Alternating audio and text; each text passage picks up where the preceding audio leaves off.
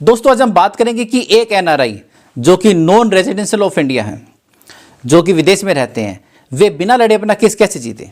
अगर वाइफ ने केस कर दिया है तो उसको बिना लड़े हम कैसे जीतेंगे। अगर हमको उनकी कंप्लेंट करनी हुई तो कंप्लेंट किस तरह से करेंगे। नमस्कार दोस्तों, मैं हूं एडवोकेट धीरज कुमार, आपका स्वागत करता हूं अपने यूट्यूब चैनल में। दोस्तों देखिए, एक वाइफ की क्या पावर है।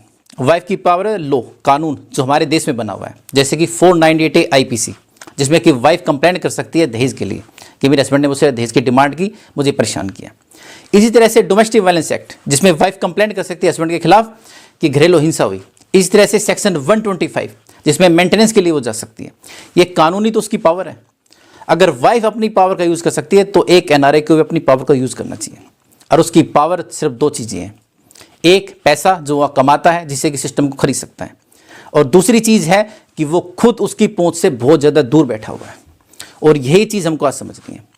देखिए, कोई भी व्यक्ति जो कि एनआरआई है, विदेश में है, उसको पता लगता है कि उसकी वाइफ ने उसके खिलाफ कंप्लेंट कर दी है या केसेस या एफआईआर या सारे केसेस उन्हें डाल दिए हैं। ऐसी कंडीशन में उसको क्या करना है, दूरी रहना, वहीं रहना है, उसको वापस ही नहीं जाना है। ज़्यादा ज़्यादा क्या होगा, वारंट इशू होंगे, उसको पीए डिक्लेयर किया जाएगा, प्रोक्लेम ऑफेंडर, उद्घोषित अपराधी। लेकिन उससे क्या होगा, उससे क्या वाइफ को कुछ मिल पाएगा? कुछ भी नहीं। मेन चीज़ वाइफ की होती है मेंटेनेंस। वो पैसा लेकर के हस्बैंड से केस लड़ सकती है। बिना वो पैसा लिए हस्बैंड के खिलाफ केस लड़ ही नहीं सकती। पैसा खर्च करके कोई केस नहीं लड़ेगा। ऐसे में जब उसको पैसा ही नहीं मिलेगा, हस्बैंड उसकी पहुंच से ही बाहर है, आ ही नहीं रहा है, तो वो करेगी क्या। इंडिया में जो यहाँ रहते हैं हम लोग, यहाँ हस्बैंड को क्या प्रॉब्लम होती है? प्रॉब्लम ही है कि भी अगर वो कोर्ट में नहीं गया तो उसके खिलाफ केस में जजमेंट पास हो जाएगी, वारंट इशू हो जाएंगे, उसको तब अरेस्ट करना पड़ेगा और अरेस्ट होकर जेल जाना पड़ेगा, तब भी उसको कोर्ट के सामने पेश ही होना है, क्योंकि वो भाग नहीं सकता, देश में कहाँ छुपेगा। लेकिन वे आराम से वहाँ विदेश में रहकर अपना काम कर सकते हैं। रही बात उनको लाने की, तो देश में इतने ज़्यादा घोटाले हुए, बहुत सारे इतने लोग बाहर बैठे हुए, बैंकों का पैसा ले हुए। जब गवर्नमेंट उनको नहीं लेकर आ पा रही तो आपको क्या लगता है कि आपके लिए गवर्नमेंट एफर्ट करेगी? जब इतने बड़े लोग जिनके लिए विपक्ष भी खड़ा हुआ है, उनको लाने के लिए गवर्नमेंट को इतनी प्रॉब्लम आ रही, क्योंकि गवर्नमेंट को गवर्नमेंट से बात करनी पड़ती है। ये नहीं कि एम्बेसी बात करके इस बात को निपटा लेंगे, नहीं। तो आपको क्या लगता है कि कोर्ट के एफर्ट से आप वापस आ पाएंगे? कोई भी कोर्ट आपको ऐसे नहीं लेकर आएगी। कोर्ट सिर्फ गवर्नमेंट को डायरेक्शन दे सकती है। अब गवर्नमेंट के पास और भी तो काम होते हैं। वो बड़े बड़े लोगों को देखेगी, आप जैसे छोटे सामान्य लोगों को देखेगी। तो इस बात को तो भूल ही जाइए कि कोई आपको वहाँ उठाने के लिए आ रहा है। हाँ, मेन बात आती है, आप सोचते हैं कि यार इंडिया आएंगे, इंडिया आने के बाद हमको कोई एयरपोर्ट से अरेस्ट कर ले, ठीक है, लेकिन अगर आप 2-3 साल इंडिया नहीं आएंगे तो कौन सा पार्ट टूट पड़ेगा, ये बताइए। या आपके बिना इंडिया सूना हो जाएगा। भाई अगर आप नहीं आते तो वाइफ क्या करेगी? मजबूर होकर फिर सरेंडर करेगी, और ऐसा ही होता है। मेरे कोई भी क्लाइंट में आता तो उससे पहले उसको यही एडवाइस करता हूँ कि कुछ मत कीजिए, शांति से बैठिए। अगर आप बैठे रहेंगे, कुछ नहीं करेंगे, तो वाइफ परेशान होकर सरेंडर ही करेगी। यही कहेगी भाई ठीक है, तेरे को जो मुझे देना हो दे पैसे और मुझे सेटल कर, क्योंकि मुझे भी शादी करनी है। क्योंकि आप वहाँ बैठे रहकर फिर भी शादी कर सकते हैं, कुछ भी जुगाड़ कर सकते हैं, लेकिन वाइफ या इंडिया में कुछ नहीं कर सकते, क्योंकि उसने शादी की तो आप डायरेक्ट उसके ऊपर बाइगेमी का केस कर देंगे, और यही उसको डर होता है। अब अगर ऐसे में वाइफ कंप्लेंट की हुई है, केस किया हुआ है, कोई अगर एक्स पार्टी जजमेंट भी उसके खिलाफ चली जाती है हस्बैंड के भी, और साथ में कोई वारंट भी इशू हो जाता है, तो भी उसके हाथ क्या आया? कुछ भी नहीं। भाई शादी उसने की है, चलो घर वालों के दबाव में कर दी कि चलो उसको अपने बॉयफ्रेंड से शादी करनी थी, या फिर पैसों के लालच में की। ये दो ही कंडीशन होती है। पैसे तो उसको मिले ही नहीं, कोर्ट में गई, वहाँ भी परेशान हुई, तो इससे अच्छा है कि उसको बुला करके वैसे डिवोर्स ले लिया जाए। और दोस्तों ऐसी भी कंडीशन अगर आपके सामने आ जाए कि कोई ठीक है भाई ये इंडिया आ जाओ, सेटल कर लो, तो भी आपको जाने की जरूरत नहीं है। बिल्कुल विश्वास करने की भी जरूरत नहीं है, जाने की भी जरूरत नहीं है। सिंपल एक पावर टोनी दीजिए, अपने किसी रिप्रेजेंटेटिव को भेजिए या किसी फैमिली मेंबर को पावर टोनी दीजिए और उससे काम करवा लीजिए। वो आपके बेस पर जितने केसेस उनको वापस भी ले लेगा, साथ में डिवोर्स भी ले लेगा। ऐसा भी आप कर सकते हैं। यानी इंडिया जब ही जाइए जब सब कुछ खत्म हो जाए, सारे केसेस खत्म हो जाए, उससे पहले जाकर शिकल दिखाने की भी जरूरत नहीं है। ये अकेला ऐसा हथियार है जो कि वाइफ को झुका सकता है, दबा सकता है, और आप बिना लड़े भी केस जीत सकते हैं। इसलिए इस चीज़ को जहाँ तक हो सके यूज कीजिए। लेकिन फिर भी बहुत सारे लोग कहते हैं कि नहीं, वाइफ ने बोला कि तुम डरे हुए हो, तुम तो गीदड़ हो, और हम यहाँ तो शेर की तरह तुम्हारा इंतजार कर रहे हैं। दोस्तों ऐसा कुछ भी नहीं है। अगर इस बात को भी देखें तो चाणक्य के साम दाम दंड भेद को भी समझिए। वे तो आपको सिर्फ उकसा रहे हैं, कि आपको डरा रहे हैं, कि दिखा रहे हैं कि देख तू इंडिया आकर दिखा, लेकिन आपको उनकी बातों में नहीं आना, वहीं बैठे रहिए। बिल्कुल भी इसमें बरगालने की कोई ज़रूरत नहीं है, ना ही उनकी बातों से कि आप उकसे और इंडिया आए, वहाँ बैठे रहेंगे, ज़्यादा बेस्ट रहेगा। अंत में वाइफ को सरेंडर ही करना पड़ेगा। लेकिन ऐसी बातें बहुत ही कम लोगों को समझ में आती हैं।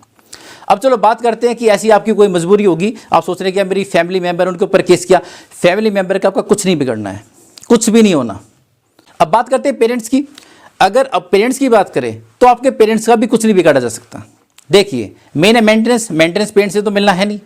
रही बात है पेरेंट्स के खिलाफ अगर कुछ कंप्लेंट भी दी है तो वे कहते हैं भाई लड़का बाहर गया हुआ है और उन्होंने खुद केस डाला, उसको थ्रेटिंग किया हुआ कि आएंगे तो उसके खिलाफ कुछ भी ऐसे लीगल एक्शन लेंगे या फिर कुछ गलत करवा देंगे, तो इस डर से वाई नहीं रहा है। भाई उनको मैसेज किए हुए, क्योंकि वाइफ सिंपल सी बात है, थ्रेटिंग करेगी, मैसेज करेंगी, घर वाले बोलेंगे, साथ में कोई भला बुरा भी बोलेंगे। आपके पास रिकॉर्डिंग तो होती है। भाई वो डरा हुआ इसलिए नहीं आ रहा, वे क्या करके और अपना पक्ष रखेंगे कि भाई हम तो ऐसे रह रहे हैं यार, ये जितने एलिगेशन है सारे झूठे हैं। उनका भी कुछ नहीं बिगड़ना है। लेकिन फिर भी चलो बात करते हैं कि आपका भी मन है कि भाई मैं तो इंडिया आऊँगा, मैं तो केस लड़ूंगा। तो ऐसी कंडीशन में भी अगर आप इंडिया आते तो आपको करना क्या, कंप्लेंट कैसे करनी है। देखिए, सबसे पहले कंप्लेंट करनी है हनी ट्रैप के रूप में कि मेरे खिलाफ एक षड्यंत्र रचा गया जिसमें सिर्फ पैसे इनको लूटने थे, धोखा दे के शादी की गई है और शादी में बल्कि मेरा ही पैसा खर्च करवाया है। इस तरह से आपको पेश करना अपने आप को। कंप्लेंट आपको जितना हो सके हायर ऑफिसर्स के पास कीजिए और उसकी कॉपी फिर कोर्ट में लगाइए और केस कीजिए। तो हनी ट्रैप एक ग्रुप ऐसा है कि जिसमें लड़की वाला जो पक्ष है वो लड़के को लूटता है, मतलब एक षड्यंत्र रचता है कि किस तरह इसको फंसाना है, पैसे वाला है, इसे शादी करनी है और इसके बाद शादी होते ही इसके पास जाना ही नहीं है, सिर्फ इससे पैसा चाहिए कि तो डिवोर्स दे और झूठे एलिगेशन लगा देते हैं। ऐसे एक मैटर था मेरे पास जिसमें हुआ क्या, शादी की गई। शादी करने के बाद लड़के को क्या, उन्होंने कार दी और कुछ सामान भी दिया। चलो शादी होगी, लड़के को कौन सा कार यहाँ से अमेरिका लेके जानी थी और लड़का तो यहाँ से जाना ही था, लड़की ने जाने से मना कर दिया। अब जो उसका व्हीकल, उसका सामान कौन यूज़ कर रहा है, जो कि लड़की के भाई थे या जो उसके फैमिली मेम्बर्स थे। अब चलो केस हुआ। पहले मैंने लड़के को बोला कि आपको आने की जरूरत नहीं, लेकिन फिर भी लड़का बोला नहीं मैं तो केस लड़ूंगा और ऐसे तो मैं नहीं बैठूंगा। मैं चलो भाई केस लड़ते हैं। केस जब लड़ा स्टार्ट हुआ तो मैंने उसमें सिर्फ एक ही पॉइंट पकड़ा कि भाई लड़की वाले ने चलो ठीक है, मेरा यह मकान है, मुझे कुछ सामान दिया, फ्रिज, टीवी, जो भी एसी वगैरह दी, जबकि ऑलरेडी मेरे पास है, उनके फोटोग्राफ से मेरे पास जब ऑलरेडी लगे हुए तो उनको देने की जरूरत क्या थी। सिर्फ यही कि कल को उनको पता था कि ये हमको खुद ही यूज़ करनी है। लेकिन मेन उन्होंने मुझे कार क्यों दी। भाई एक ऑलरेडी कार मेरे पास है जो यहाँ रखी हुई है और मैं अमेरिका में रहता हूँ और कभी कभार यहाँ महीने में रसोली साल में एक ही बार आता हूँ। जब एक महीने के अगर मैं आया हूँ साल में तो मैं दूसरी कार का करूँगा क्या, मेरे पास वही कार बेकार पड़ी हुई है। तो कार किस लिए दी, सिर्फ दिखाने के लिए कि हमने इतना पैसा खर्च किया है और उससे लूटने के लिए कि हमको 1 करोड़ रुपये चाहिए। ये हनी ट्रैप है। उनको पता है उनकी लड़की गलत है, वो नहीं टिकने वाली, उसको अपने बॉयफ्रेंड के पास ही जाना है, तो सिर्फ दिखावे के लिए शादी की। शादी में जो पैसा खर्च किया, दिखाया सामान, सिर्फ किस लिए, मतलब हम मना कर रहे हैं कि हमको कुछ मत दो, भाई हम बाहर रहते हैं, विदेश रहते हैं, लड़की को विदेश चलना है, नहीं फिर भी सामान दे रहे हैं। सिर्फ उसी सामान के ऊपर ही आर्गूमेंट की और केस को जीत लिया। जब भी जाता था सिर्फ उस कार को लेके बैठ जाता था। जब सब कार किस लिए दी बताओ, इनका तो मकसद ही देख लो आप क्या है। भाई कार में अमेरिका तो लेके जाने से रहा, प्लेन में तो उठा के लेके जाने से रहा, तो कार ही रहनी, तो कार को चला कौन रहा, आज भी लड़की का भाई चला रहा है। सिर्फ इसी मुद्दे को लेकर के और लास्ट में क्या हुआ, केस जीती। हालांकि केस थोड़ा चला, भाई 3-4 साल चल जाते नॉर्मली, लेकिन अगर लड़का नहीं आता तो 3-4 साल पहले ही ये मैटर फिनिश हो गया होता। लेकिन दोस्तों फिर भी जो आज का वीडियो बनाने का मकसद ये है कि जो NRI है वे विदेश बैठे हैं, विदेश में रहें, इंडिया ना आए, थोड़ा सा पेशेंस रखें, धीरज धरें, ताकि कुछ समय बाद वाइफ खुद ही सरेंडर कर दे। और ये नहीं है कि सरेंडर नहीं करेगी, करेगी, 100% करेगी, खूब एफर्ट करेगी, पुलिस से कॉल कराएंगे, पुलिस वाले भी बदतमीजी करेंगे, कॉल करेंगे, आपको डराएंगे, धमकाएंगे। बिल्कुल किसी की भी बातों में आने की जरूरत नहीं है। आप जहाँ हैं सबसे बेस्ट है, वहीं रहिए, आराम से रहिए। वाइफ कहेगी उन्होंने शादी कर ली, ये कर ली, मैंने ऐसे अफवाह झूठी बुलाई, मैं तो कह रहा हूँ वे झूठी अफवाह फैला रहे हैं, आप कह दो हाँ झूठी अफवाह भी सच है, क्या बिगाड़ लेगी, क्या कर लेगी, लास्ट में उसको सरेंडर ही करना पड़ेगा। तो दोस्तों आशा करता हूँ आज की वीडियो आपको पसंद आएगी। अगर आप मुझसे कोई भी किस प्रकार की लीगल एडवाइस लेना चाहते हैं तो नीचे दिए मेरे नंबर 9278134222 पर कॉल करके ले सकते हैं। अगर मीटिंग करना चाहते हैं तो दिल्ली द्वारका कोर्ट में या सुप्रीम कोर्ट में मेरे चैम्बर में आकर मुझसे मीटिंग भी कर सकते हैं। तो मिलते हैं एक नई वीडियो में नई जानकारी के साथ, तब तक के लिए नमस्कार।